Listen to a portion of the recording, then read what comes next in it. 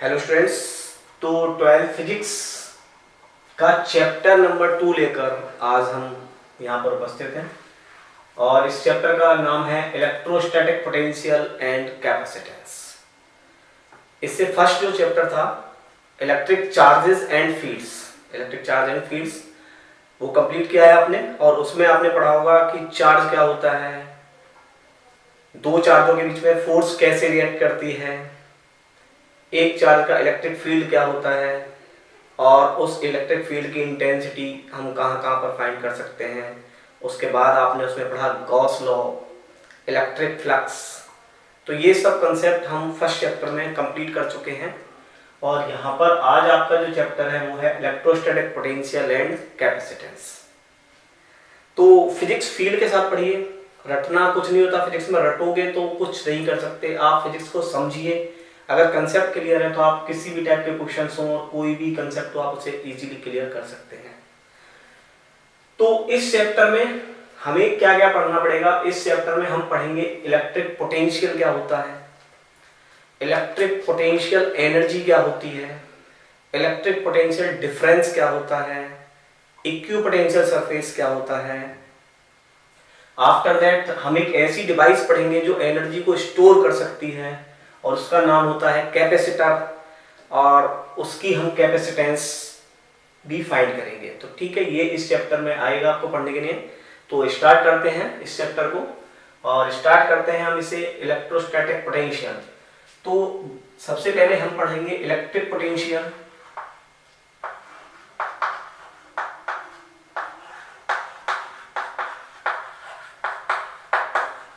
अब देखिए electric potential है, ठीक है। तो इलेक्ट्रिक पोटेंशियल जैसा मीन्स हो रहा है सिंगल पॉइंट के लिए होता है और जबकि हम पोटेंशियल जो है, पोटेंशियल एक वो टर्म्स है जिसको हम कंपेयर करते हैं किसी से, कि जैसे कोई कितना स्ट्रॉन्ग है तो कितना स्ट्रॉन्ग है उससे हम कंपेयर करेंगे किसी ना किसी चीज से। तो ये पोटेंशियल भी एक कंपेरेटिव है, यानी हमें कंपेयर करनी पड़ती है। तो इसका मतलब है कि हमें पहले इलेक्ट्रिक पोटेंशियल से पहले इलेक्ट्रिक पोटेंशियल डिफरेंस पढ़ना पड़ेगा। वहां पर जब हम दो के बीच में कंपेयर कर लेंगे तो इलेक्ट्रिक पोटेंशियल को वहां हम फिर समझेंगे कि हम कैसे मानते हैं। तो इससे पहले हमें पढ़ना पड़ेगा इलेक्ट्रिक पोटेंशियल डिफरेंस।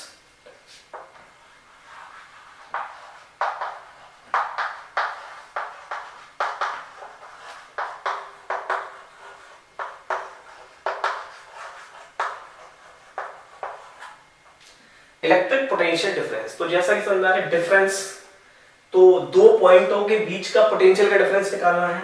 तो सपोज कीजिए कि यहां पर ए पॉइंट है और यहां पर एक बी पॉइंट है, ठीक है, और हमें इनके बीच का पोटेंशियल डिफरेंस फाइंड करना है। तो हम क्या करते हैं कि यहां पर कोई चार्ज लेते हैं Q नॉट और इस चार्ज को इस पॉइंट पर लाते हैं और तो हम जब Q नॉट को इस पॉइंट पर लाएंगे तो हमें वर्क करना पड़ेगा और वर्क करेंगे हम टेस्ट चार्ज के साथ। तो हमें क्या फाइंड होगा, हमें फाइंड होगा पोटेंशियल बिटवीन टू पॉइंट्स। तो हम इसको लिख सकते हैं BA minus BB potential difference. देखिए चार्ज को हम लाए हैं B से A, तो हम क्या पढ़ना है फाइनल माइनस इनिशियल, तो हम लिखेंगे BA माइनस BB, ठीक है, is equal to work done by external agent. External agent कहां से कहां करा है हमने, B to A upon Q naught. This is the potential difference, ये पोटेंशियल डिफरेंस है, यानी वर्क डन, किसी भी टेस्ट चार्ज पर आपने वर्क डन किया from this point two this point and the rate, इसको हमने Q नॉट से डिवाइड कर दिया तो हमें क्या मिलेगा, दो पॉइंटों के बीच का पोटेंशियल डिफरेंस फाइंड हो जाएगा हमारे पास। VA minus BB equal to work done by external agent B to A। हमें जो ये वर्क डन एक्सटर्नल एजेंट जो लिख रहे हैं, ये वर्क डन देखो इलेक्ट्रोस्टैटिक के अगेंस्ट होगा। सपोज करो यहाँ पर कोई चार्ज Q हो तो ये Q इस Q नॉट को रिपेल करेगा, हमें लेकिन इसको इधर लाना है इस पॉइंट पर। तो हम जो वर्क डन करेंगे वो work done electrostatic force work done के अगेंस्ट होगा। तो हम यहां ये भी लिख सकते हैं कि work done electric plus work done external is equal to 0, या हम बोल सकते हैं work done external is equal to minus work done electric. Electric का मतलब इलेक्ट्रोस्टैटिक। तो ये क्लियर है आपका। और एक बात इसमें और हमें नोटेट करनी है पक्का, कि जो Q नोट है उस Q नोट को इस पॉइंट तक लाने के लिए एक तो हम इसे बहुत ही वेरी वेरी स्लोली लाएंगे ताकि इसकी काइनेटिक एनर्जी चेंज ना हो। ठीक है, तो ये जो चार्ज है ये मूव होना चाहिए, move very slow.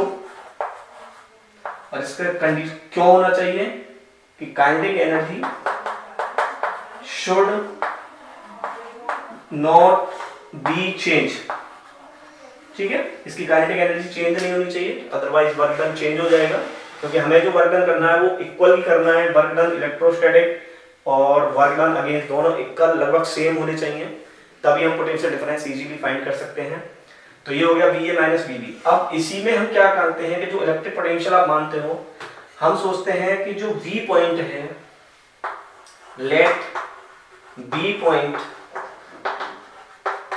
Is at infinity. हम मान लेते हैं कि जो B पॉइंट है वो इंफिनिटी पर है, और अगर ये इंफिनिटी पर है तो हम लिखेंगे कि अगर ऐसे कोई पॉइंट है और ये B पॉइंट है और ये इंफिनिटी है, और यहां से अगर हम कोई वर्क डन ऐसे करते हैं इस पॉइंट तक लाने के लिए, तो हम लिखेंगे BA minus BB is equal to work done by external agent,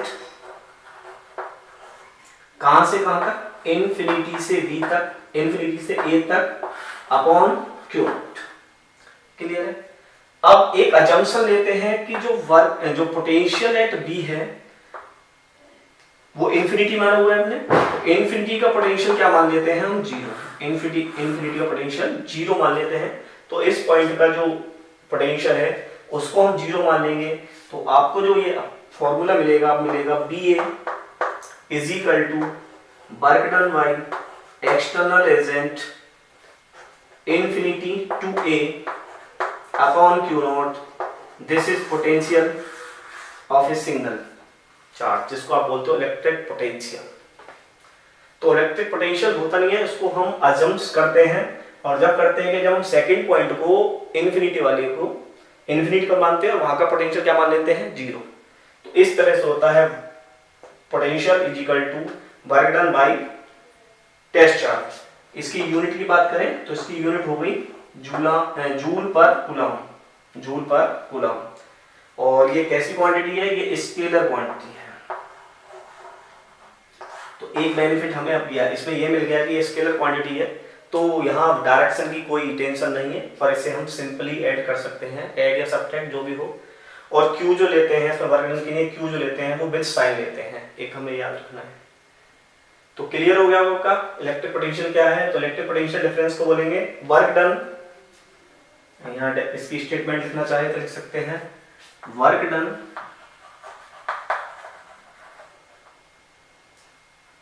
per unit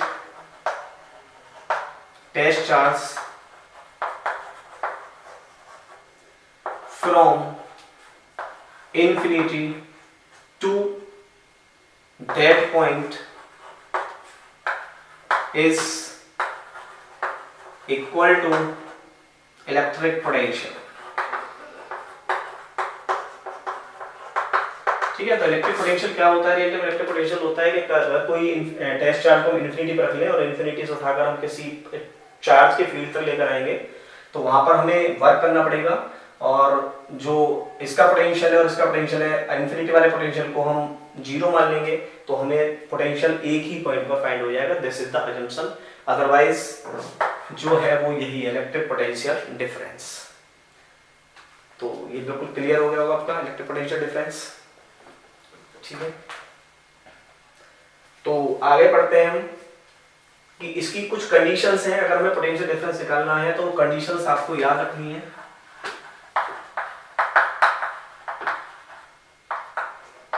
first condition है कि जो आप टेस्ट चार्ज है, moving of test charge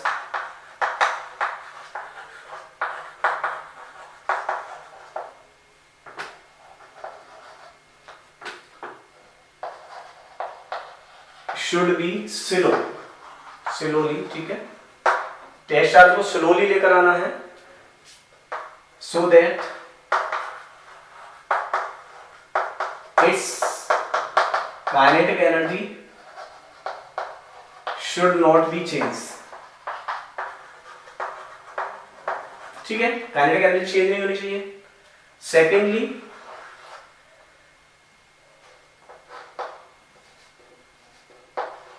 use for test charge. देखिए हम टेस्ट चार्ज यूज करते हैं, तो जो टेस्ट चार्ज होता है इसका यूज करने का एक फंडा होता है कि इसका कोई अपना फील्ड नहीं होता, तो हम जो भी पोटेंशियल या फील्ड फाइंड करते हैं तो वो केवल उस सिंगल चार्ज की वजह से करते हैं। इस चार्ज का अपना कोई फील्ड या पोटेंशियल नहीं है, यह भी एक अजम्पशन है।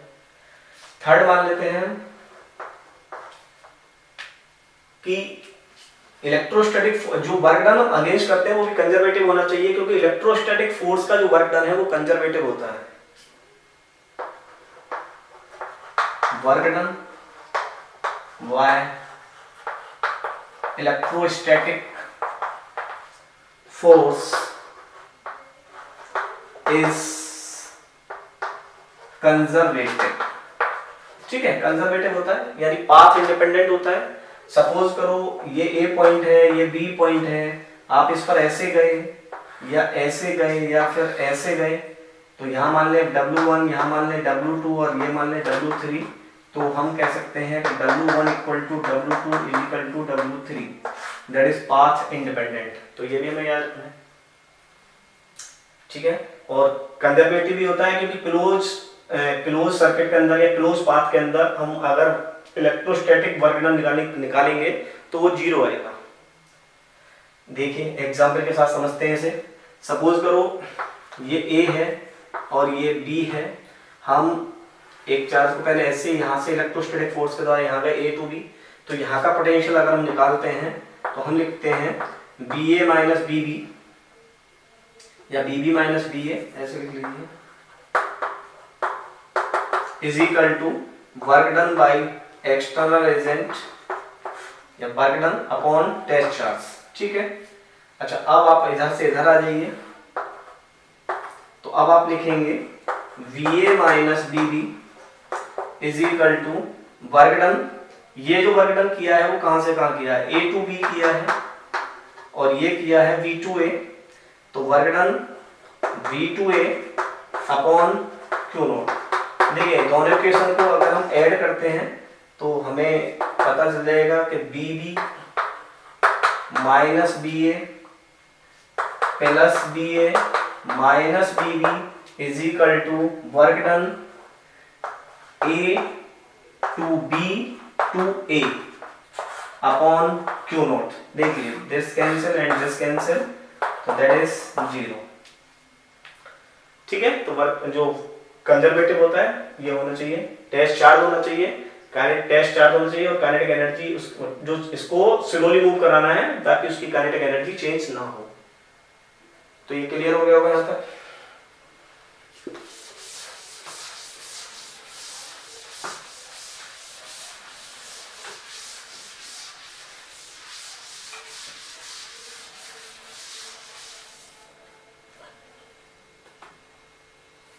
अब हम निकालते हैं इलेक्ट्रिक पोटेंशियल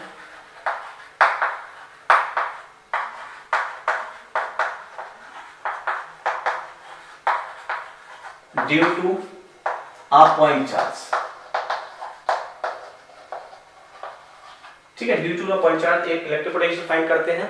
तो हमने देखा था लास्ट चैप्टर में कि अगर कोई चार्ज Q है और इसकी R डिस्टेंस पर अगर हम इस पॉइंट P पर इलेक्ट्रिक फील्ड फाइंड करें तो वो आती थी E is equal to KQ by R square, और अगर हम इस पॉइंट पर पोटेंशियल फाइंड करेंगे तो ये आएगा हमारा KQ बाई R, ठीक है। इसका डेरिवेशन करते हुए ये आएगा हमारा KQ बाई R।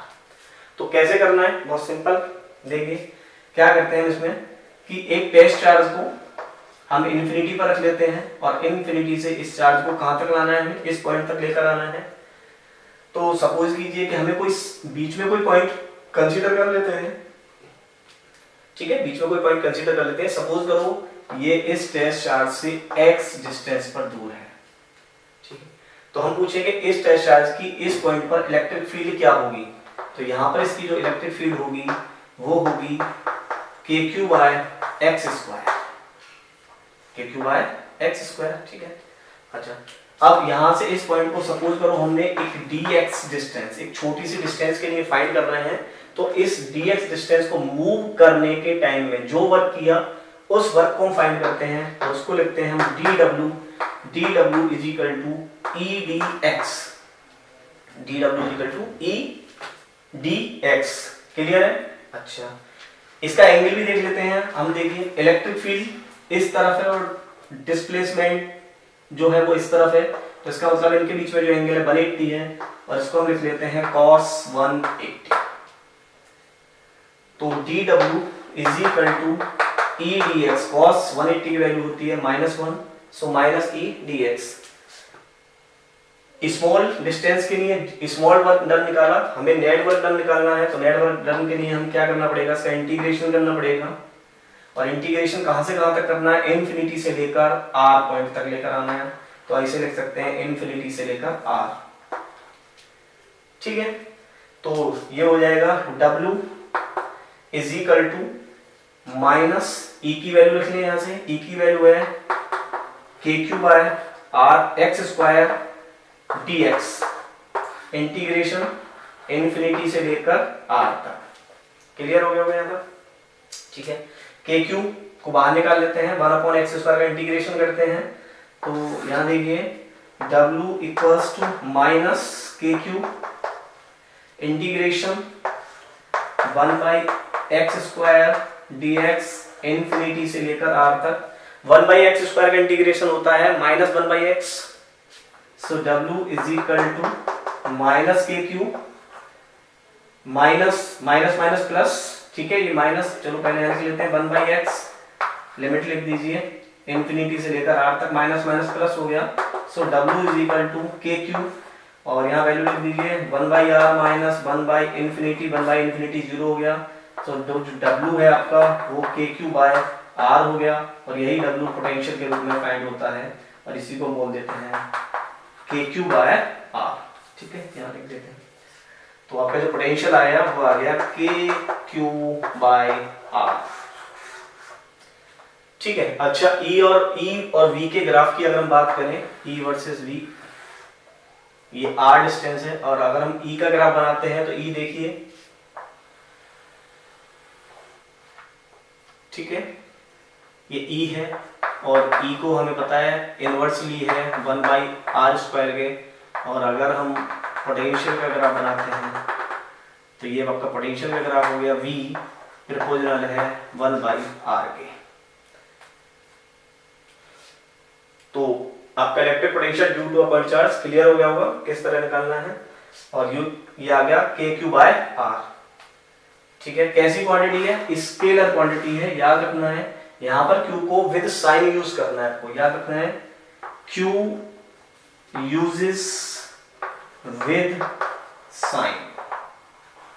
ठीक है, Q को विद साइन यूज करना है। तो यह electric potential due to a point charge. ठीक है, तो ये था electric potential due to a point charge, जो कि आया था आपका V is equal to KQ by r, और Q जो था विद साइन लेना है। अच्छा, हमसे बोला इलेक्ट्रिक पोटेंशियल, ये इलेक्ट्रिक पोटेंशियल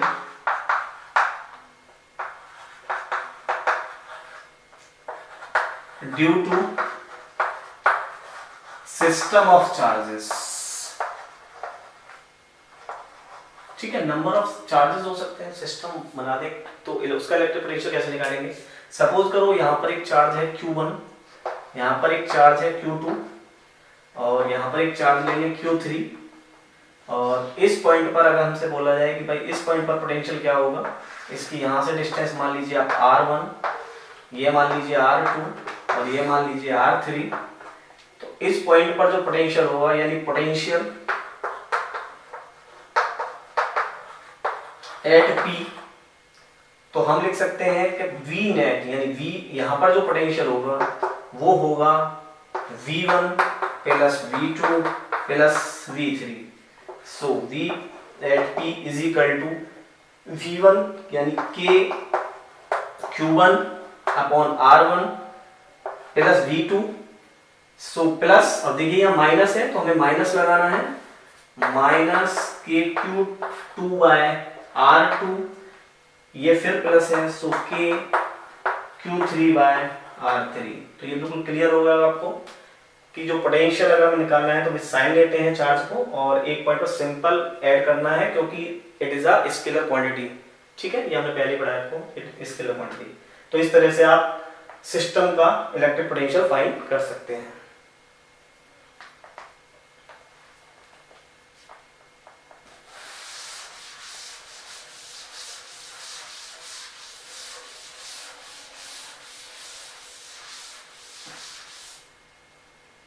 ठीक है, देखिए आप सपोज करिए कि एक चार्ज यहां पर Q है और एक चार्ज यहां पर -4Q है। ठीक है, आपसे बोला find at that point and this distance is A, मान लीजिए A मान लेते हैं इसको। Find at that point where the potential is 0। ठीक है, तो आपको क्या फाइंड करना है, फाइंड at that point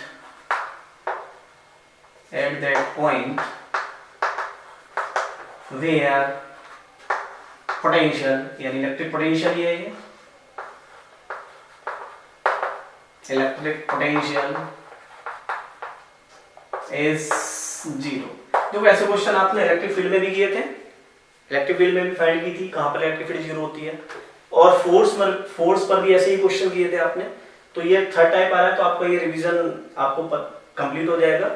तो यहाँ पर पोटेंशियल फाइंड करते हैं, तो इलेक्ट्रिक फील्ड में और फोर्स में हमने देखा था कि चार्जों पर देखते थे, लेकिन यहाँ पर क्या है कि अगर सेम नेचर के चार्ज हो तो पोटेंशियल यहाँ का 0 होगा ही नहीं कहीं बीच में। अरे यहाँ भी मतलब B1 करोगे तो प्लस, यहाँ तो B1 प्लस B2 हो जाएगा, ऐड हो जाएगा, तो कैसे होगा? इसका मतलब ये जब ही पॉसिबल है कि जब ये चार्ज अपोजिट नेचर के हो। तो पोटेंशियल की एक कंडीशन तो ये हो गई कि अगर हमें ऐसा पॉइंट फाइंड करना है जहां पर पोटेंशियल 0 होगा तो charge should be opposite nature.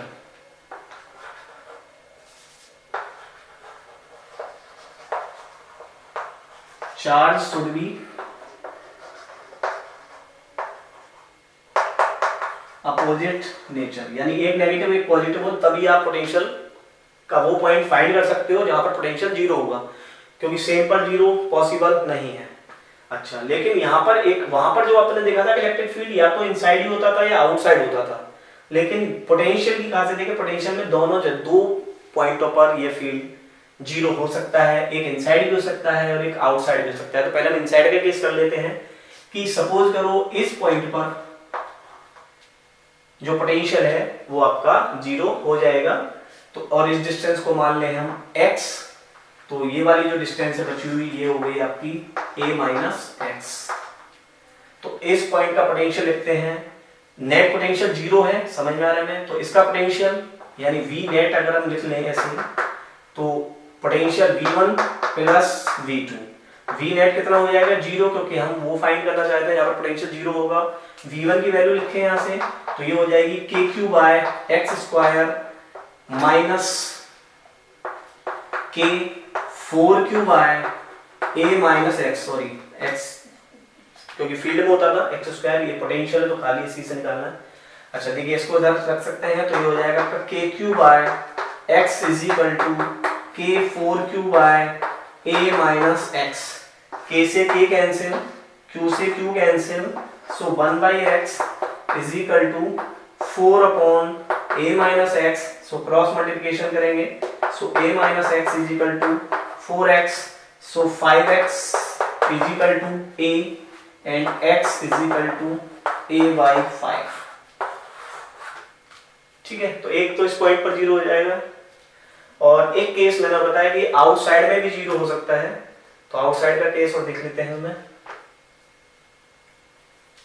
Clear है ना? इनसाइड का आउटसाइड का और देख लेते हैं।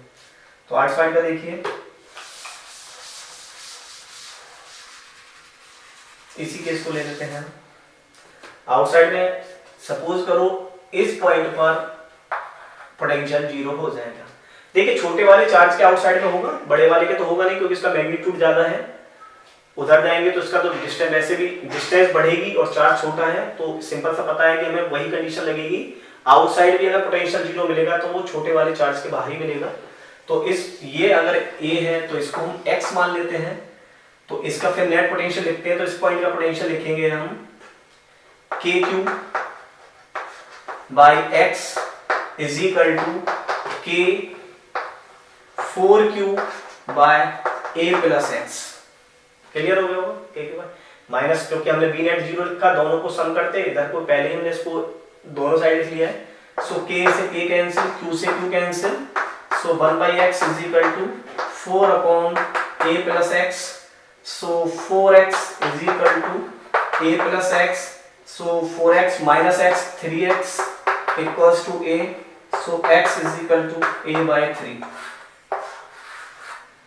सो आउटसाइड में A बाई 3 पर पोटेंशियल जीरो मिलेगा और इनसाइड में अभी हमने निकाला था। ठीक है, तो इस तरह से हम आउटसाइड इनसाइड, तो पोटेंशियल क्या रखना है कि पोटेंशियल जो जीरो होगा वो 2 पॉइंटों पर जीरो होगा।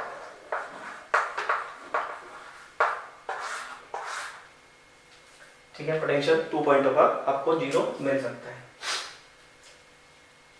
तो ये था आपका इलेक्ट्रोस्टैटिक पोटेंशियल। तो आज हमने देखी इलेक्ट्रोस्टैटिक पोटेंशियल और इलेक्ट्रोस्टैटिक पोटेंशियल डिफरेंस। ठीक है, दोनों में डिफरेंस समझ में आया कि इलेक्ट्रिक पोटेंशियल क्या होता है, डिफरेंस क्या होता है। उसके बाद हमें कंडीशंस पता चली कि इलेक्ट्रोस्टैटिक पोटेंशियल निकालना है तो क्या कंडीशन होनी चाहिए, वर्क डन कैसा होना चाहिए, टेस्ट चार्ज होना चाहिए, और जो मूव कराएंगे तो उसकी काइनेटिक एनर्जी चेंज नहीं होनी चाहिए। और जो पोटेंशियल आता है वो आता है V equal to KQ by R, इसकी यूनिट हो गई जूल पर कूलम। ठीक है, वो निकाला था हमने वहां से। ठीक है, और आपका आ गया बी पोटेंशियल, ये हो गया, ये हमने इसके बीच में डिफरेंस निकाल लिया, और किस पॉइंट पर जो इलेक्ट्रिक पोटेंशियल है वो जीरो होता है ये भी फाइंड कर लिया।